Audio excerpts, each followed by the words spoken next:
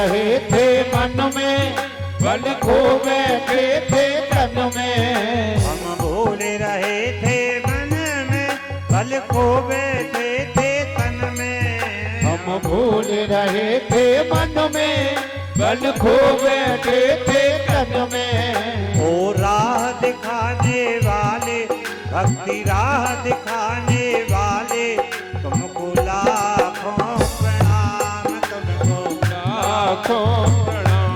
हर की कथा सुनाने वाले, प्रभु की कथा सुनाने वाले, तुमको लाखों प्रणाम, तुमको लाखों प्रणाम।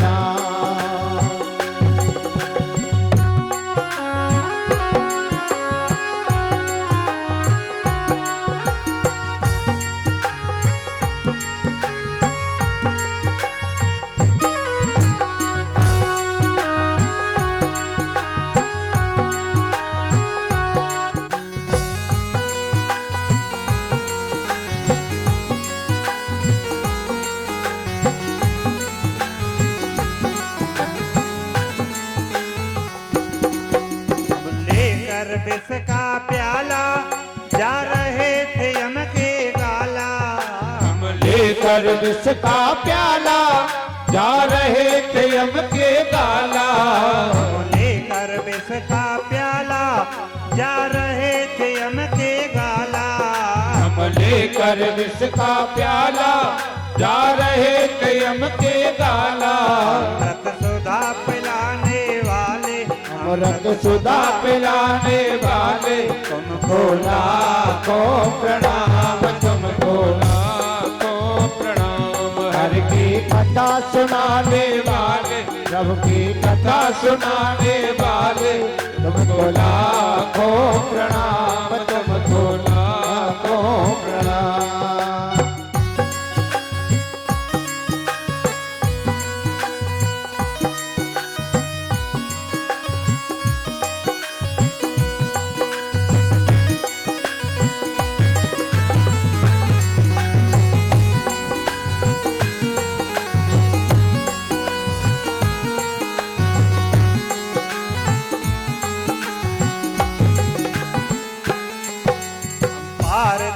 क्या पाने बस शीश झुकाए गाने।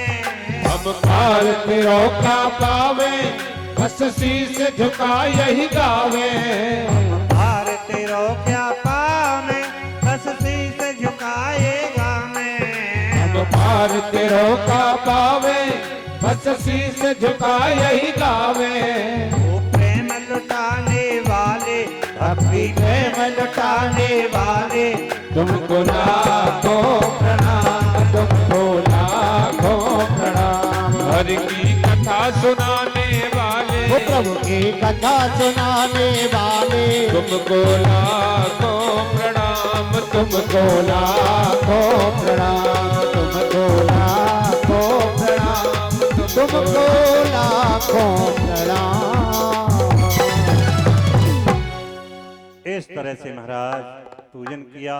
अब परीक्षित ने प्रश्न किया कि गुरुदेव अब कृपा करके हमको सुनाओ कि सृष्टि की रचना कैसे हुई। देखो भाई, जो प्रश्न आपने किया है वही प्रश्न एक समय विदुर ने मैत्रेय ऋषि से किए होते। विदुर जी मैत्रेय ऋषि के पास कैसे पहुंचे?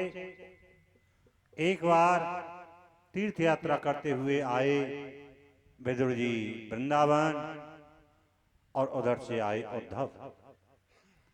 दोनों के नेत्र मिले, 4 मिले, 64 खिले, 20 रहे कर जोड़, दोनों प्रेमी मिल रहे प्रफुल्लित 7 करोड़। हाँ जी, एक मनुष्य के शरीर में 3.5 करोड़ रोम होते हैं, गिने नहीं जा सकते शास्त्र के प्रमाण से। रोम रोम दोनों भक्तों का खिल उठा जी, और कहते हैं आप के विदुर जी बोले मैं तीर्थ यात्रा करता हुआ वृंदावन पहुंचा हूं, आप मैं द्वारका से तीर्थ यात्रा करता हुआ आया हूं। तो भाई द्वारका में हमारे कृष्ण रहते, उनकी कुशल सुनाओ। अरे विदुर जी, कृष्ण की सभी लीलाएं आपने देखी सुनी और द्वारकाधीश कहलावे लगे, लेकिन दुर्वासा ने साप दियो, सभी वंशी लड़के नष्ट हुए। जरा नाम के व्याध ने बाण मार दियो, भगवान वो लोग धाम के लिए पधारे। विदुर जी वहीं गस सौ खाए के बैठ गए। एक बात बताओ भैया, जिस समय भगवान जाने को है रे, किसी को याद किया था? हाँ, याद किया था। अपने सभी संत भक्तों को उन्होंने याद किया था और मुझसे कहा था कि मेरा एक भक्त आएगा, लेकिन उसने कभी जीवन में कुछ नहीं मांगो और मैं भी उसे कुछ दे नहीं सका। मेरा विदुर भक्त आवे तो उनसे कह देना कि मैत्री ऋषि कथावाचक है, उनके पास वो जाएं और उस भक्ति मणि को वहां से ही प्राप्त करें।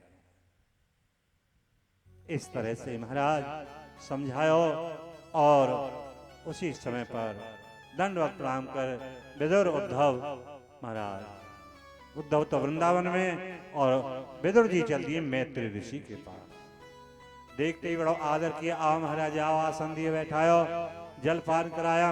महाराज आज हमारे समाज की शोभा विदुर भक्त के द्वारा होगी, तो आज कथा सुनाई जाए। तो विदुर जी कहिए आपके कहने के अनुसार सुनाई जाए, कथा कहां से शुरू की जाए? बोले भाई हमें कथा सुनाओ तो आप सृष्टि की रचना की सुनाओ। अच्छा भाई सुनाओ।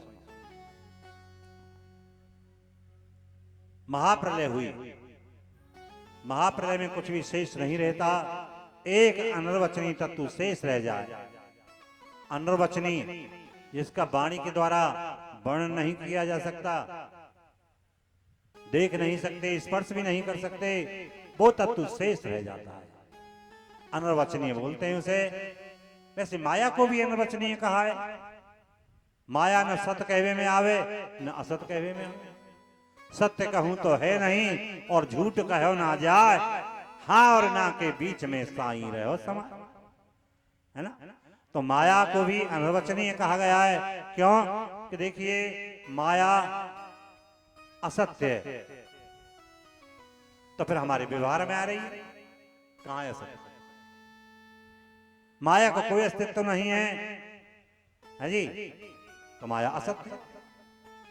तो इस तरह से हमारा अनिर्वचनीय माया को कहा है और अनिर्वचनीय व परम तत्व ईश्वर को भी कहा।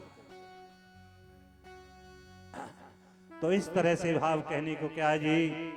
आज महाराज तो अनिर्वचनीय हम देख नहीं सकते, स्पर्श भी नहीं कर सकते, कुछ मुंह से नहीं कह सकते, वो तत्व शेष रह जाता है, केवल गूंगे का गुण रह जाता है। गूंगा जाना कौन ते कहें? हाँ, गूंगा कौन ते कहें? जाकी जीवना हो और गूंगे को खवाया जाए रसगुल्ला। पूछे कैसा लग रहा है, तो कैसे बतावे वो बताइए, कोई तरकीब है जी? बतावे कैसे?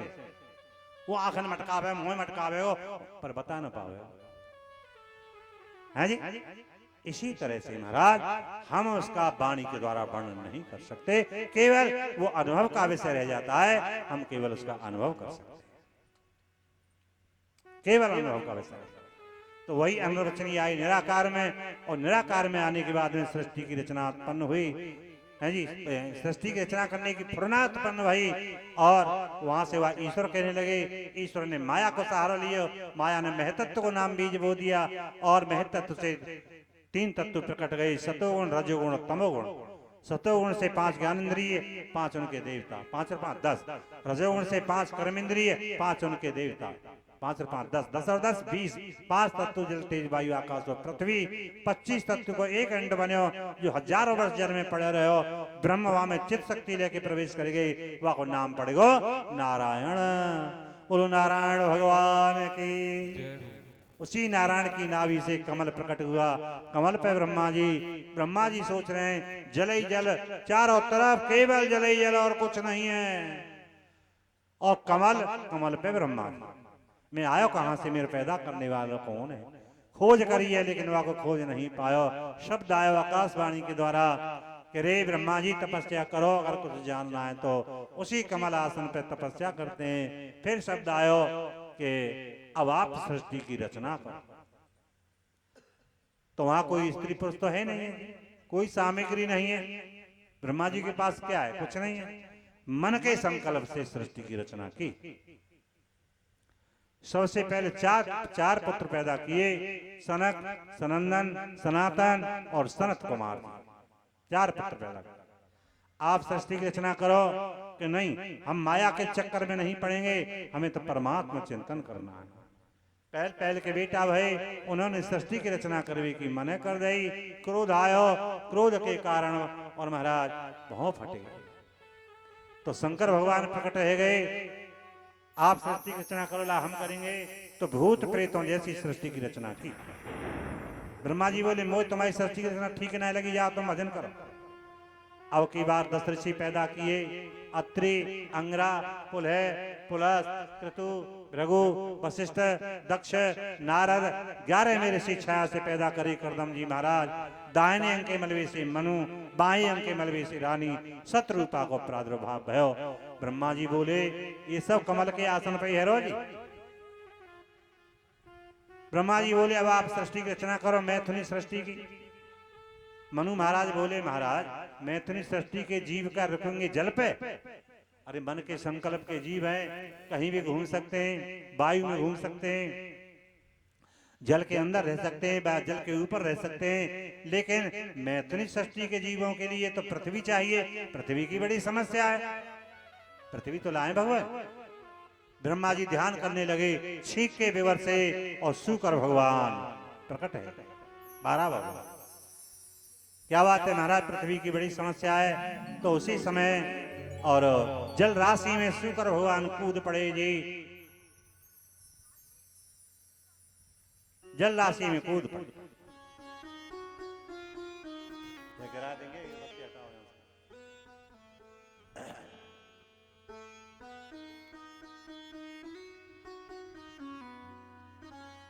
तो इस तरह से आज पृथ्वी के ग्लोब को शुक्र भगवान ने अपने दाढ़ों पर रख लिया, ऊपर को आवे लगे।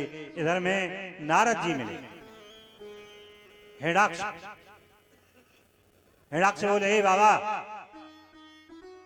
कछु लड़ो भिड़ो आवे।